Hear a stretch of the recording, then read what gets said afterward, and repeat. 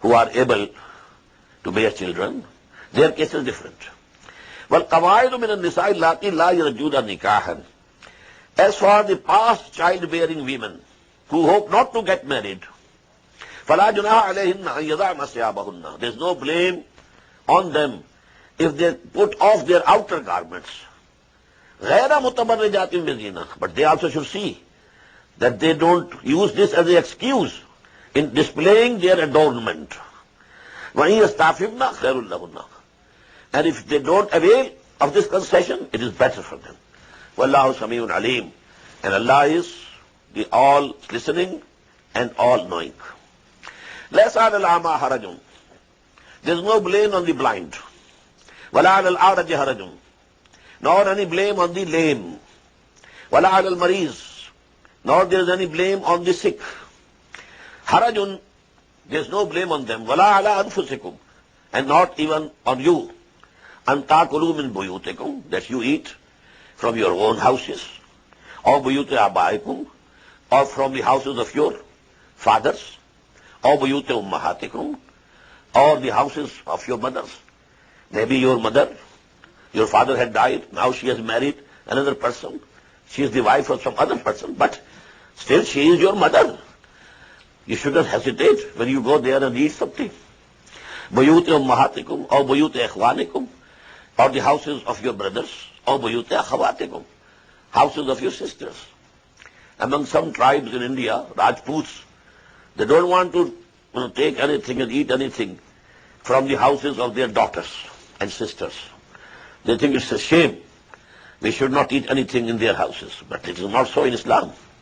بُيُوتِ أَخَوَاتِكُمْ or بُيُوتِ أَعْمَامِكُمْ, or the houses of your uncles, or بُيُوتِ أَمَّاتِكُمْ, or the houses of your aunts, or بُيُوتِ أَخْوَالِكُمْ, or the maternal uncles, or بُيُوتِ خَالَاتِكُمْ, or the maternal aunts, or مَا مَلَكَتْ مَفَاتِحُهُ or صِدِيقِكُمْ, or the houses whose keys are with you. You are the authority.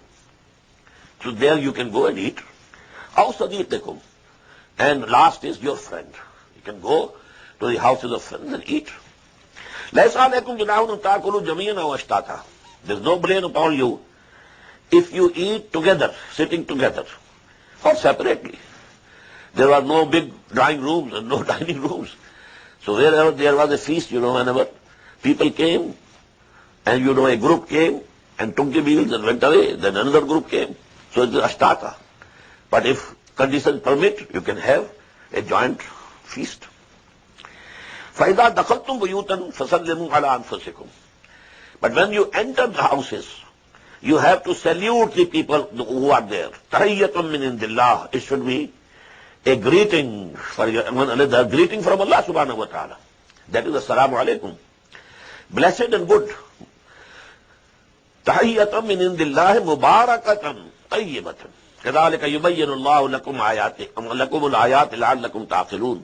In this way, Allah subhanahu wa ta'ala is making clear to you the revelation so that you may understand. Now, the last three ayat, they are very important, again regarding munafiqeen. What happened to them when there was some expedition? The true mu'mineen were also accompanying Muhammad sallallahu alaihi wasallam, and munafiqeen had to go also, because they wanted they should be listed as mu'mineen. They must be acknowledged as mu'mineen. But then at different times, they kept finding excuses of going back. So this practice of theirs, that is, discussed here. Innamal mu'minun. Verily, the truly believing mu'mins, believers are only those, allazina amanu billahi wa rasulihi, who have real faith in Allah and His Messenger. وَإِذَا كَانُوا أَمَعَهُ عَلَىٰ أَمْرٍ جَامِعٍ. And when they are with Him on some collective affair, لَمْ يَذْهَبُوا. They don't go back حَتَّى يَسْتَأْذِنُوهُ, before and without getting the permission. If you have to go to the Messenger of Allah. Allah, oh Messenger of Allah, I have to do this work. It's important for me. Please permit me to go back. But if without asking His permission, without any permission you go, it means you are munafiq. Inna alladhina yasta'dhinunaka, O Muhammad sallallahu alaihi wasallam, verily, who want to get your permission, Ulaika alladhina yu'minuna billahi wa rasulihi. They are the people who believe in Allah and His Messenger. فَإِذَا اسْتَأْذَنُوكَ لِبَعْضِ شَأْنِهِمْ. So if they want your permission due to some affairs of theirs, فَأْذَنْ لِمَنْ شِئْتَ مِنْهُمْ. So you give permission to whomsoever you wish. Not that because I have asked the permission, it is binding on the Amir to give me the permission. No. The matter will rest on the Amir. He knows what is the situation, what is, the complexity of the situation. We need each and every person. If somebody or somebodies are going back, we get weaker. We need each and every person. So it is the authority of the Amirs, whether to permit or not to permit. Fa'azan, then you can give them the permission, liman shayta minhum, only to those whom you think fit to be permitted.